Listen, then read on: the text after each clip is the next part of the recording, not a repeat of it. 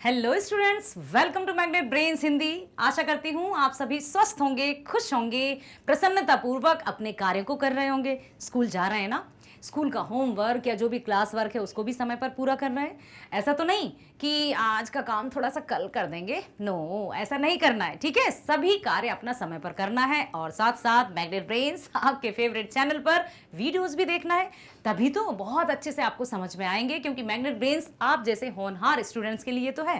Magnet brains लेकर आया है कक्षा 6वीं से 12वीं तक की ऑनलाइन स्कूल एजुकेशन फ्री, साथ ही साथ सभी प्रकार की प्रतियोगी परीक्षाओं की वीडियोस भी फ्री प्रोवाइड करता है, जिसमें NTSC, Olympiad, IIT, JEE, NEET, UPSC, RRB, CAIIB, JAIIB, bank, insurance, सभी प्रकार की प्रतियोगी परीक्षाओं के वीडियोस आप बेस्ट फैकल्टीज द्वारा मैग्नेट ब्रेन्स पर देख सकते हैं, हमेशा हमेशा, वो भी विदाउट एनी कॉस्ट। ठीक है, देखिए इस वीडियो में लेकर आई हूं आपकी पाठ्यपुस्तक क्षितिज के काव्य खंड से है तीसरा पाठ। और यदि देखा जाए कि जो हमारा पाठ्यक्रम है, ठीक है, उससे है हमारा पाठ 11, नाम है रस खान के सवैये। अब सवैये वो भी रस खान के, और यहां आप ये चित्र देख रहे हैं, यहां तो कृष्ण और राधा दिखाई दे रहे हैं, लिखा रस खान जी ने है। अरे ये कैसे संभव है? प्रश्न आपके मस्तिष्क में सही है और बिल्कुल है कि हाँ, रस खान जी ने ही कृष्ण के ऊपर या कृष्ण भक्ति में लीन होकर इन सवैयों की रचना की। रस खान जन्म से ही एक मतलब कहूँ कि इस्लाम धर्म में, मुस्लिम परिवार में इन्होंने जन्म लिया और अपने गुरु थे या जो संगति थी उसमें जब इन्होंने कृष्ण की लीलाओं के बारे में सुना, श्री कृष्ण की जो भी नटखट लीलाएं थी, बाल लीलाएं थी, या जो भी समाज के हित में कई कार्य थे, अत्यधिक प्रभावित होते गए और इन्होंने अपना संपूर्ण जीवन श्री कृष्ण के लिए समर्पित करने का निश्चय कर लिया। गद्य खंड का एक चैप्टर याद है आपको? पार्ट 4 था सांवले सपनों की याद, जिसमें सालिम अली ने अपना संपूर्ण जीवन पक्षियों की रक्षा और सुरक्षा के लिए समर्पित कर दिया था ना।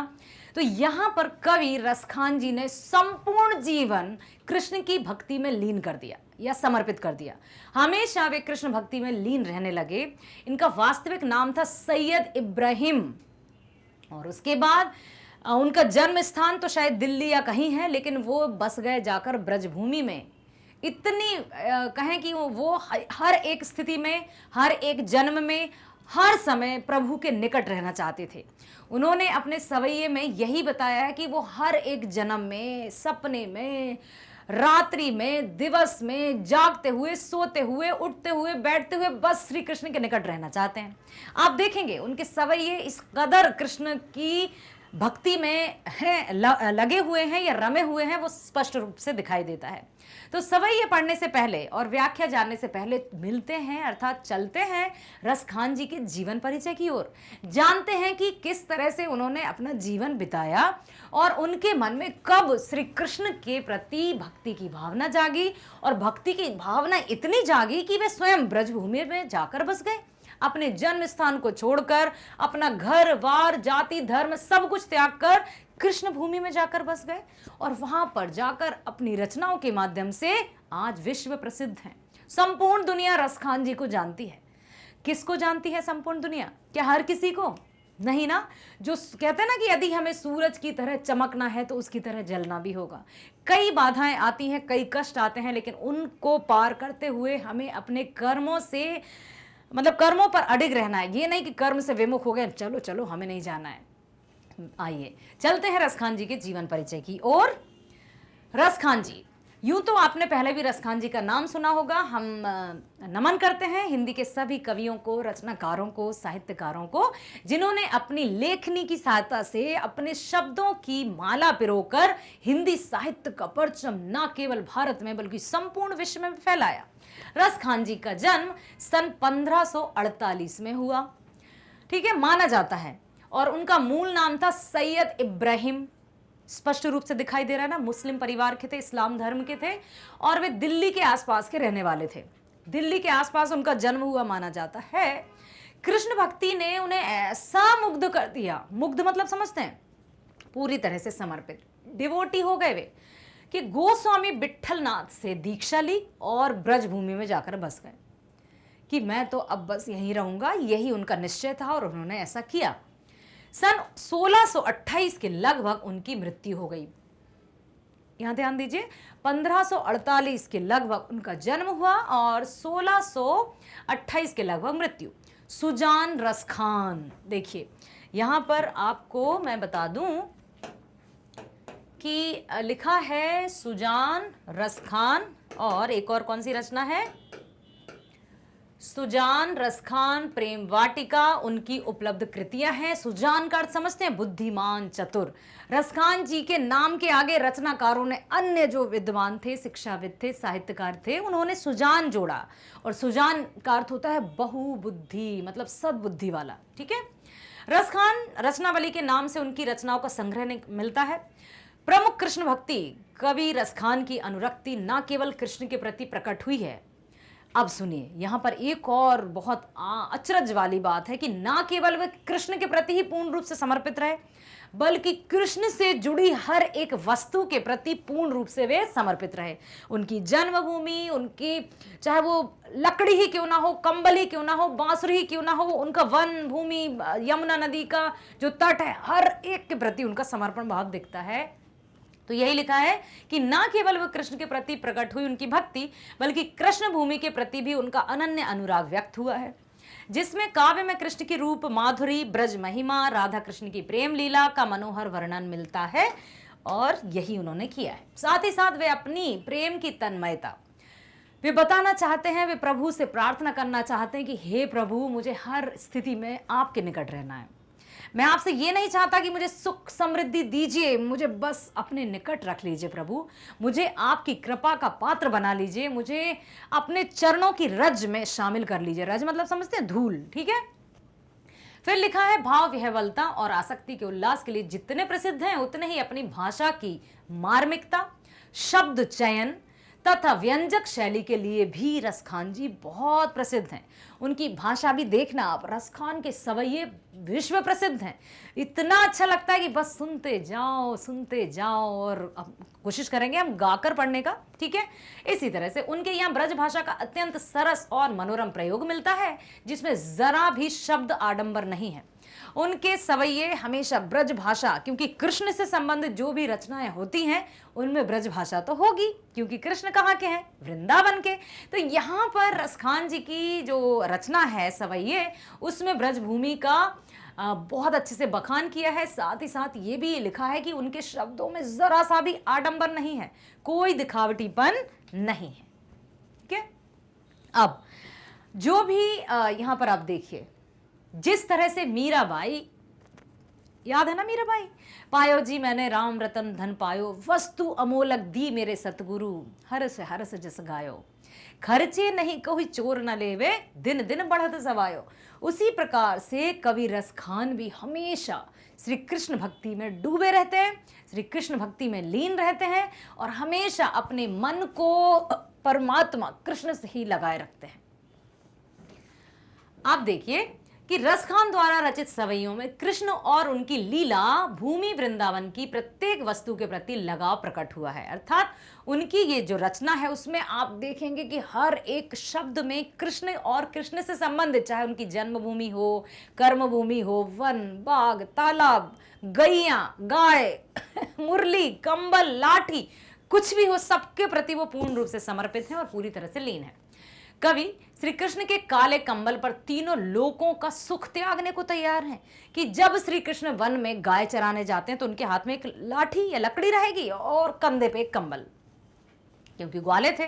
तो वो कहते हैं कि मैं श्री कृष्ण की यदि कंबल का सानिध्य मुझे प्राप्त हो जाए तो मैं तीनों लोकों के सुखों को भी त्याग दूं।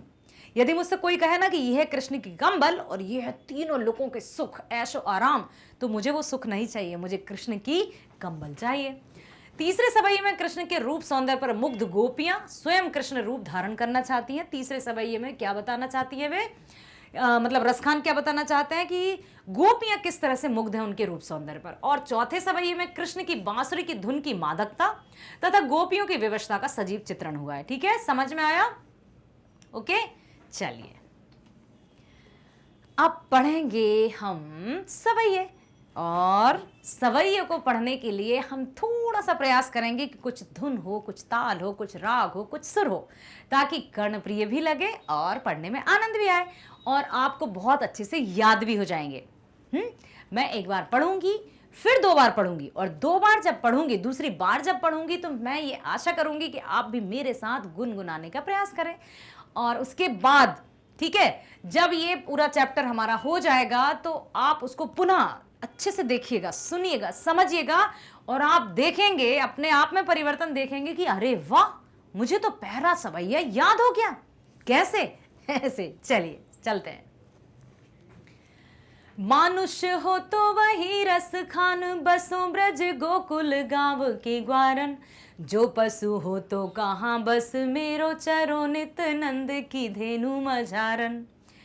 पाहुन हो तो वही गिरी को, जो कियो हरि छत्र पुरंदर धारन। जो खग हो तो बसेरो करो करी, कालिंदी कूल कदम्ब की डारन। जो खग हो तो बसेरो करो मिले, कालिंदी कूल कदम्ब की डारन। अब देखिए, सुना?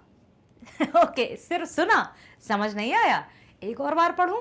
अब मेरे साथ आप पढ़ने का प्रयास कीजिएगा। धीरे धीरे पढ़ूं, बहुत तेज पढ़ा। चलिए धीरे धीरे पढ़ती हूं। मानुष हो तो वही रस खान। यदि रसखान कवि से, मतलब कवि रसखान प्रभु श्री कृष्ण से प्रार्थना करते हुए कहते हैं कि हे प्रभु, यदि मुझे आप मनुष्य का जन्म दें। मानुष हो तो वही रस खान, बसों ब्रज गोकुल गाँव की ग्वारन। यदि मेरा जन्म मनुष्य योनि में हो तो हे प्रभु, इतनी कृपा करना कि मैं ब्रज के गोकुल गांव में जन्म लूं और कोई भी ग्वाला बन जाऊं। ग्वालवाल समझते हैं ना आप, जो उनके साथी थे, जो उनके साथ गाय चराने जाते थे, कि प्रभु यदि मुझे मनुष्य का रूप मिले तो मैं मथुरा, वृंदावन, गोकुल में जन्म लेना चाहता हूं, और कोई भी ग्वाला आप बना दें ताकि मुझे आपका साथ और सानिध्य प्राप्त होता रहे। ठीक है, अब सुनिए ध्यान से।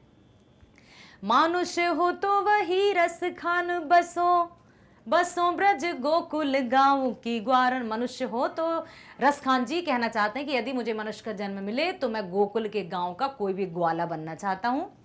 जो पशु हो तो कहा बस, मेरो चरो नित नंद की धेनु मझारन। अब कहना चाहते हैं, देखिए, मानुष,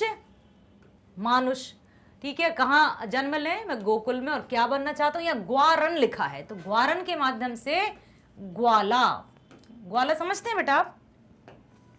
ग्वाला अर्थात जैसे नहीं रहते ग्वाला जो गाय चराते हैं, तो ग्वाला, तो वो ये कहना चाहते हैं कि जब मुझे मनुष्य का जन्म मिले तो मैं कोई भी ग्वाला बन जाऊं। जो पशु हो तो कहा बस, मेरो चरो नित नंद की धेनु मझारन। पशु अर्थात पशु के लिए कहा है। ठीक है, यदि मुझे पशु का जन्म मिले, प्रभु मैं ये नहीं कह रहा हूं कि मुझे मनुष्य योनि में ही जन्म दीजिए, यदि मुझे पशु का भी जन्म मिले तो बस मेरी इतनी कृपा, मतलब मेरी इतनी प्रार्थना है कि नंद बाबा की जो गाय है ना, धेनु, नंद बाबा की गाय में से कोई भी एक गाय बना दीजिएगा मुझे। जो पशु हो तो कहा बस, मेरो चरो नित नंद की धेनु मझारन। हे प्रभु, मैं यदि पशु का जन्म लूं तो बस मैं नंद बाबा के घर की गाय बन जाऊं जिन्हें आप चराने जाते हैं। तो उस स्थिति में भी मैं आपके निकट रहूंगा, मुझे आपके दर्शन प्राप्त होते रहेंगे। मनुष्य बनूं तो गोकुल गांव का ग्वाला जो आपके साथ गाय चराने जाते हैं, और यदि पशु बने तो कोई गाय बना देना, नंद बाबा के घर की गाय जिन्हें आप चराने जाते हैं। पाहन हो तो वही गिरी को, जो कियो हरि छत्र पुरंदर धारन। पाहन अर्थात पत्थर।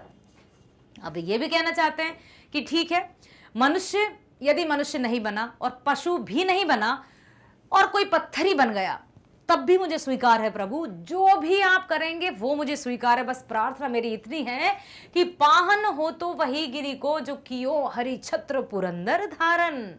यदि मैं पत्थर बनूं तो हे परमपिता, हे प्रभु, मुझे उस गोवर्धन पर्वत का पत्थर बना देना जिसे आपने स्वयं कृष्ण के प्रकोप से ब्रजवासियों की जब रक्षा की थी और अपनी कनिष्ठा उंगली पर उठाया था, तो मुझे उस गोवर्धन पर्वत का एक पत्थर बना देना। ठीक है, मानुष हो तो वही रस खान, बसों ब्रज गोकुल गांव की ग्वालन, जो पशु हो तो कहा बस मेरो, चरो नित नंद की धेनु बजारन, पाहुन हो तो वही गिरी को, जो कियो हरि छत्र पुरंदर धारन।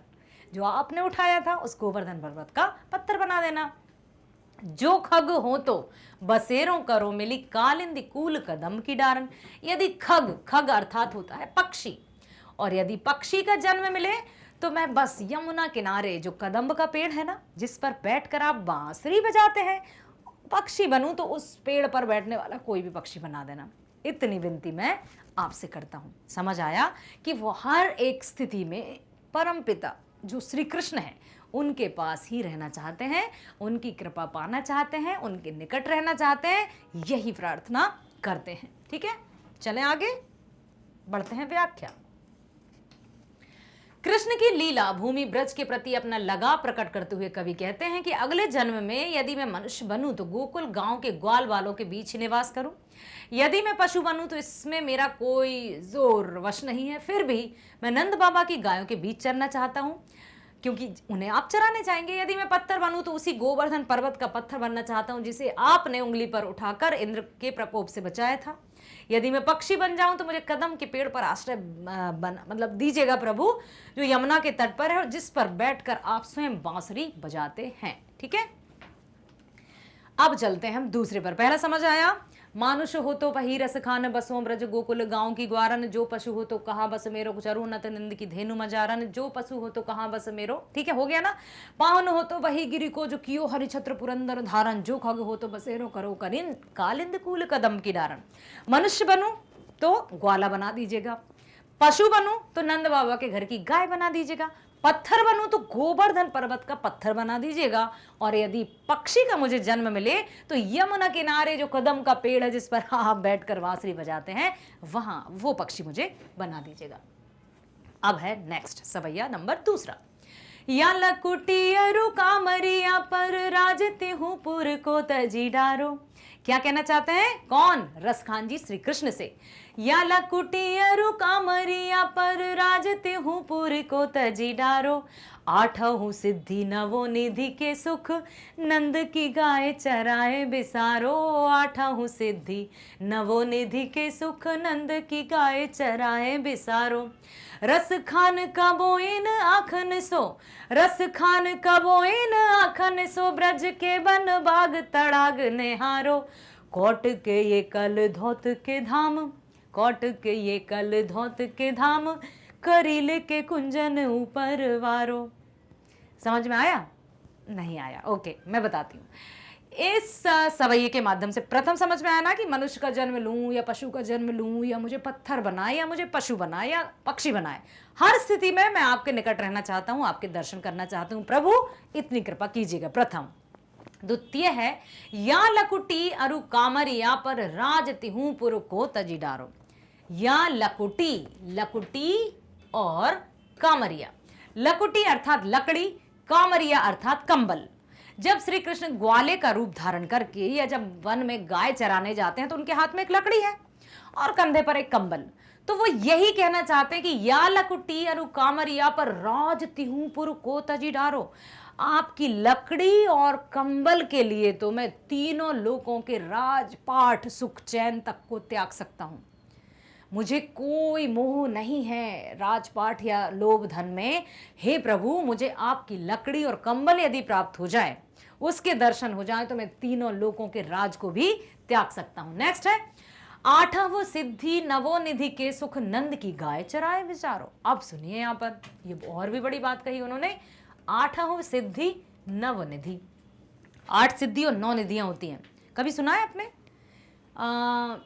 वो आपने सुना होगा ना, श्री हनुमान जी का एक है कि अष्ट सिद्धि नवनिधि के दाता, तुम ही मेरे भाग्य विधाता, है ना। सिया राम के काज सवारे, मेरा करो उद्धार पवन सुत, विनती बारंबार। सुना होगा ना आपने। तो 8 सिद्धि और नवनिधि के सुख नंद की गाय चराए विसारो। 8 सिद्धि और नवनिधियों के सुख मतलब परम आनंद, परम सुख, उससे बड़ा सुख कुछ है ही नहीं। यदि 8 सिद्धि और 9 निधि के किसी को भी सुख प्राप्त हो जाए, वो तो सब कुछ भूल जाए।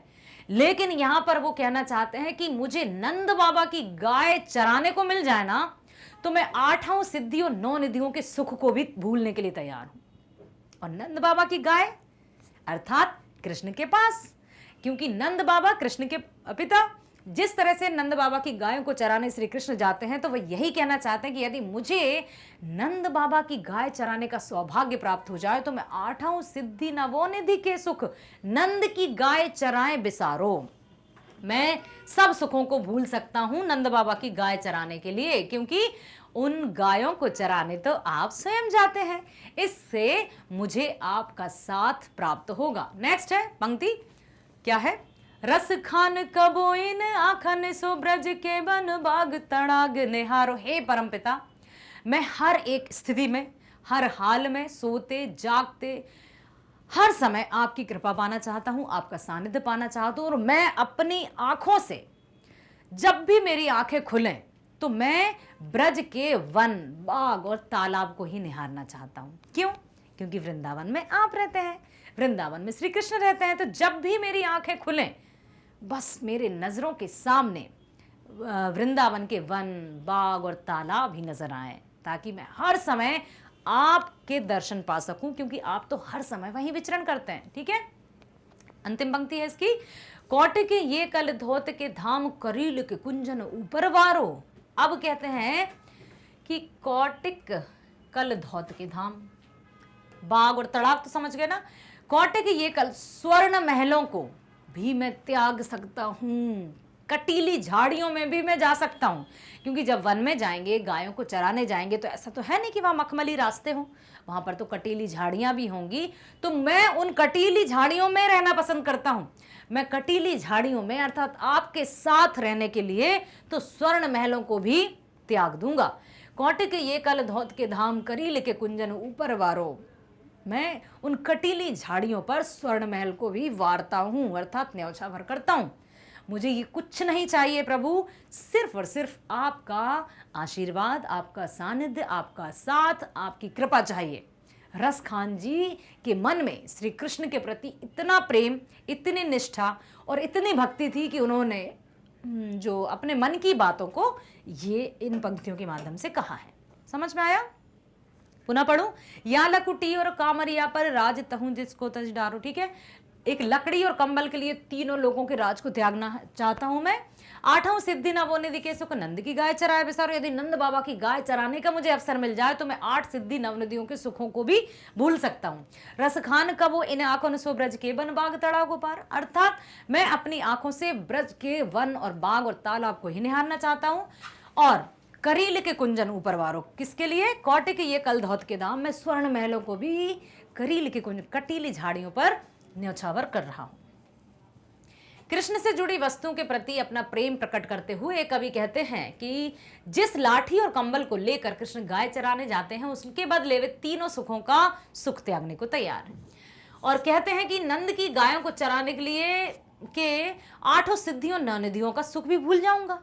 साथ ही साथ ब्रजभूमि पर स्थित बाग, वन, तालाब को देखते रहना चाहता हूं। मैं इन करील कुंजों में रहने के बदले हजारों सोने के महलों का सुख त्यागने को भी तैयार हूं। इतनी अटूट भक्ति, इतनी समर्पण भावना, कृष्ण के प्रति अपने आप को समर्पित कर देना, ये कवि रस खान ने इन सवई में बताया। समझ आया? चलिए चलें अगले पर चलें। आइए देखिए, अब आया है तीसरा। क्या है? मोर पखा सिर ऊपर राखे हूं, मोर पखा सिर ऊपर राखे हूं, गुंज की माल गरे पहरूंगी। मोर पखा सिर ऊपर राखो हूं, गुंज की माल गरे पहरूंगी। ओढ़ पितंबर ले लकुटी, ओढ़ पितंबर ले लकुटी, बन गोधन ग्वालन को संग फेरूंगी। भावत वो ही मेरो रस खान, भावत वो ही मेरो रस खान, सो तेरे कहे सब स्वांग करूंगी। या मुरली मुरली धर की, अधराना धरी अधराना धरूंगी। या मुरली मुरली धर की, अधराना धरी अधराना धरूंगी। OMG, हे प्रभु, कवि रस खान की रचनाओं को पढ़कर तो सच में ऐसा लग रहा है जैसे हम पूरी तरह से भक्ति में लीन हो गए हैं। मोर पखा सिर ऊपर राखो, इस सवैये के माध्यम से कवि ने अपने आप को गोपियों का रूप धारण करते हुए कहा है कि यदि गोपियां, मुझे गोपियां हूं या मैं गोपी हूं, तो मोर पखा सिर कहना चाहती है कि एक सखी दूसरी सखी से कहती है, अर्थात एक गोपी दूसरी गोपी, तो समझते हो ना कृष्ण गोपियों की रासलीला।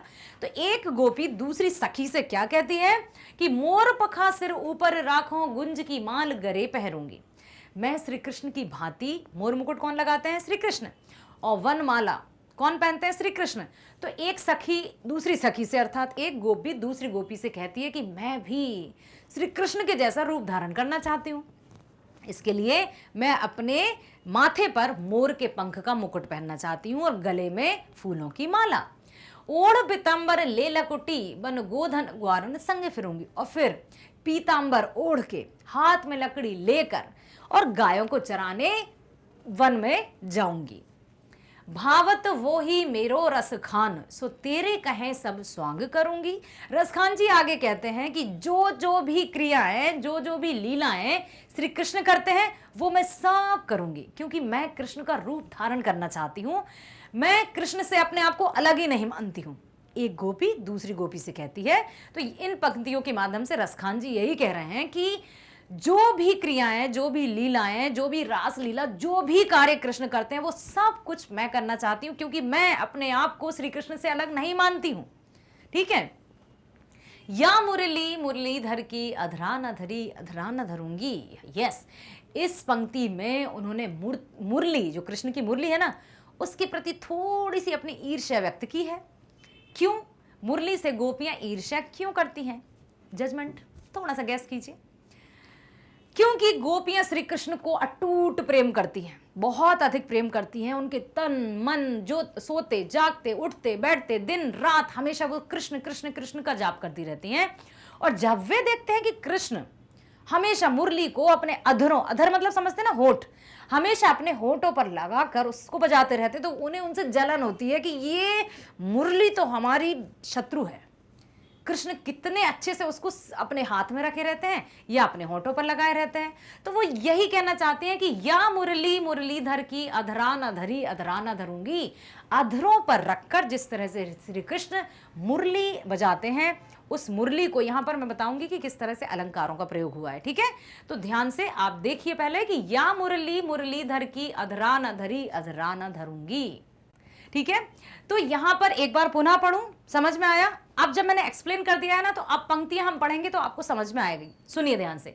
मोर पखा सिर ऊपर राखो गुंज की माल गरे पहरूंगी। ओढ़ पीतम्बर ले लकुटी वन गोधन ग्वालन संग फेरूंगी। भावत वो ही मेरो रस खान, सो तेरे कहे सब स्वांग करूंगी। या मुरली मुरलीधर की अधरा ना धरी अधरा ना धरूंगी।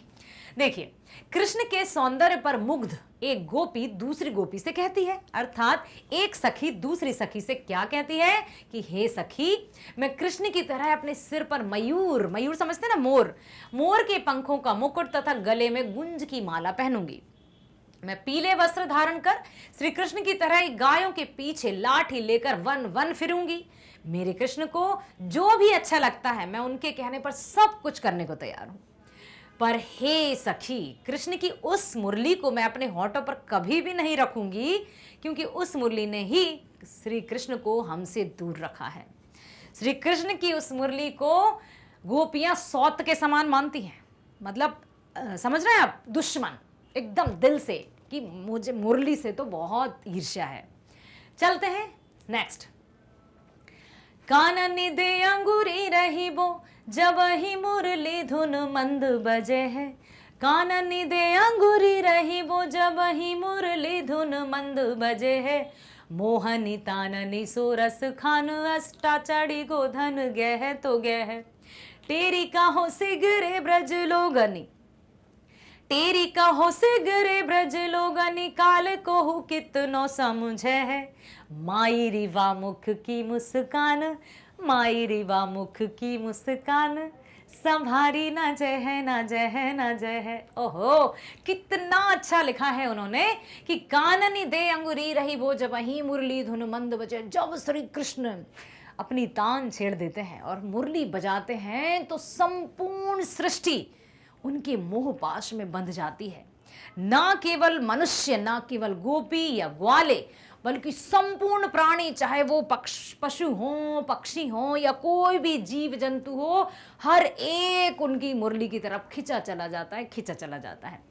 तो अब क्या करूं? क्या मैं अपने आप को भी तो श्री कृष्ण का बना चुकी हूं? गोपी कह रही है, ठीक है, मैं कितनी भी कोशिश कर लूं कि अपनी कानों में उंगली रख लूं कि मुझे नहीं सुननी कृष्ण की धुन, लेकिन मैं बेबस हूं, मैं लाचार हूं, मैं अपने आप को वश में नहीं कर पा रही, क्योंकि मुझे तो श्री कृष्ण की मुरली अपनी ओर आकर्षित किए जा रही है।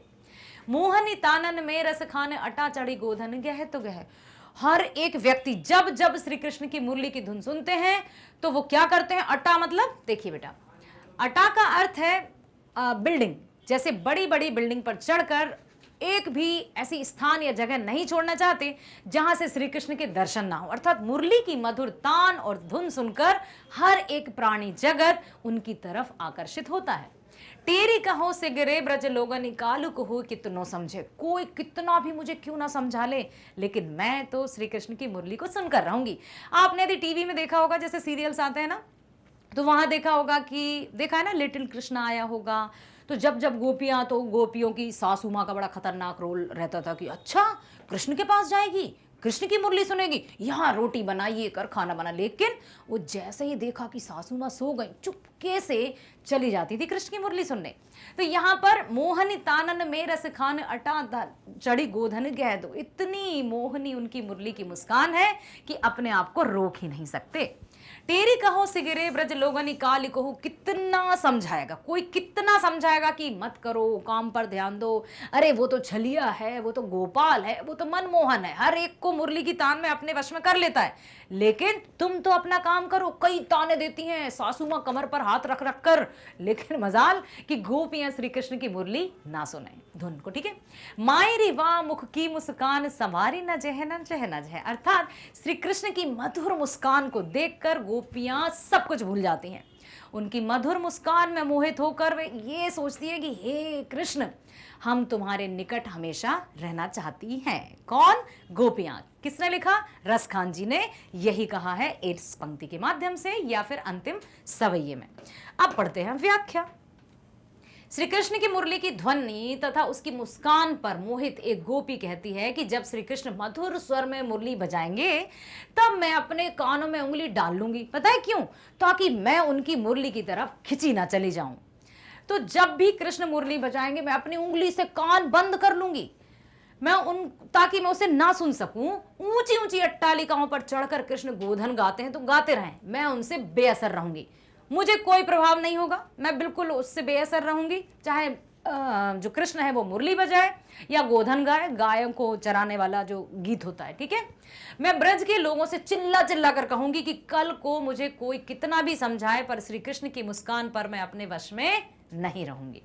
लेकिन अंत में वे कहती हैं कि अब मैं सबसे कह दूंगी। गोपी कहती है कि हे सखी, मैं एक बात तो कह दूंगी सबको कि ठीक है मैं मुरली नहीं सुन रही हूं, मैं उसकी गोधन जो गा रहा है उसको भी नहीं सुन रही, लेकिन उसकी मुस्कान पर मोहित हुए बिना मैं नहीं रह सकूंगी। फिर मुझे कोई कितना भी समझाए, चाहे ताने मारे या कुछ भी कहे, मैं श्री कृष्ण की मुस्कान के ऊपर तो सर्वस्व त्याग दूंगी।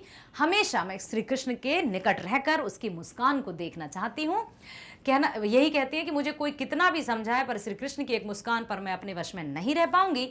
मुझ पर उस मुस्कान का जादू अवश्य चल जाएगा, क्योंकि कृष्ण के नाम है ना बहुत सारे, मोहन है, मनमोहन है, मुरलीधर है, कन्हैया है, कान्हा है, गोपाल है, केशव है, अनेक नामों से श्री कृष्ण को जाना जाता है।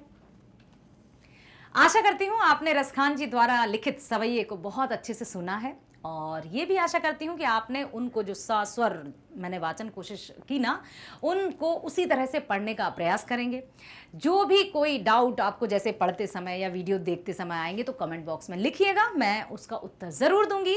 इसी तरह से हर एक वीडियो को विस्तृत रूप से हम समझाएंगे, ना केवल हिंदी की बात कर रही हूँ मैं, आपके सभी विषय जैसे हिंदी, इंग्लिश, मैथ्स, गणित, चाहे वो आप इंग्लिश मीडियम में पढ़ें या हिंदी मीडियम में, हर एक को डिटेल से हम समझाएंगे। जितने भी बार आप हमसे कुछ प्रश्न करेंगे, हम उसका उत्तर देने की कोशिश करेंगे, क्योंकि मैग्नेट ब्रेन्स है आप जैसे होनहार स्टूडेंट्स के लिए, जो देता है कक्षा 6वीं से 12वीं तक की ऑनलाइन स्कूल एजुकेशन एकदम फ्री। साथ ही साथ सभी प्रकार की प्रतियोगी परीक्षाओं के वीडियोस भी आप मैग्नेट ब्रेन्स पर फ्री दे सकते हैं। मैं बता दूं आपको कि जैसे आपको अपना कोई भी वीडियो देखना है, चाहे वो हिंदी का, इंग्लिश का हो, तो आप जाएंगे मैग्नेट ब्रेन्स पर। आप तो मुझे पता है आप टेक्नो फ्रेंडली हैं और बहुत सोशल मीडिया से एकदम अपडेटेड रहते हैं। यूं कहें कि आप हमसे कई गुना आगे हैं इस फील्ड में, तो इसमें अतिशोक्ति नहीं होगी। ठीक है, टाइप किया और जो भी वीडियो आपको देखना है उस पर क्लिक किया। क्लिक करते ही जाएंगे आप प्लेलिस्ट पर सब कुछ संपूर्ण जानकारी है। मान लीजिए आपको देखना है class 9th Hindi, just type class 9th Hindi Lali Verma. उसके साथ ही साथ आप देखेंगे प्लेलिस्ट पर, तो वहां पर वेल ऑर्गेनाइज तरीके से सेट है। हर एक पार्ट को 4 भागों में डिवाइड किया गया है। जैसे पहला आप कविता पढ़ेंगे तो उसमें व्याख्या होगी, एनसीईआरटी समाधान होंगे, मल्टीपल चॉइस क्वेश्चंस होंगे और वन शॉट रिवीजन होगा। तो जो भी आपको देखना है just click on that video आपके सामने। या आप चाहते हैं विषय का संपूर्ण विवरण, पाठ्यक्रम, तो वीडियो का आप क्लिक कीजिए, आपके सामने आ जाएगा। और इतना अवश्य कहती हूं कि जब आप वीडियो देख लेंगे तो पसंद तो जरूर आएगा। पसंद आएगा तो लाइक जरूर कीजिएगा, सब्सक्राइब कीजिएगा, ताकि आपको जो वीडियोस रिलीज होंगे उनका नोटिफिकेशन प्राप्त होता रहे और आप उन पर लाभ ले सकें। साथ ही साथ शेयर करना मत भूलिएगा। जिस तरह से आप फ्री ऑनलाइन बेस्ट एजुकेशन का लाभ ले रहे हैं, उसी तरह से आपके और भी फ्रेंड्स जो भी परिचित हों, जो भी आपके चहेते हों, जो भी आपके रिलेटिव्स हों, सब में लिंक शेयर कीजिएगा, ताकि वे भी ऑनलाइन बेस्ट वीडियोस के लाभ ले सकें। मिलते हैं नेक्स्ट वीडियो में। स्वस्थ रहिए, खुश रहिए, bye bye, thank you so much.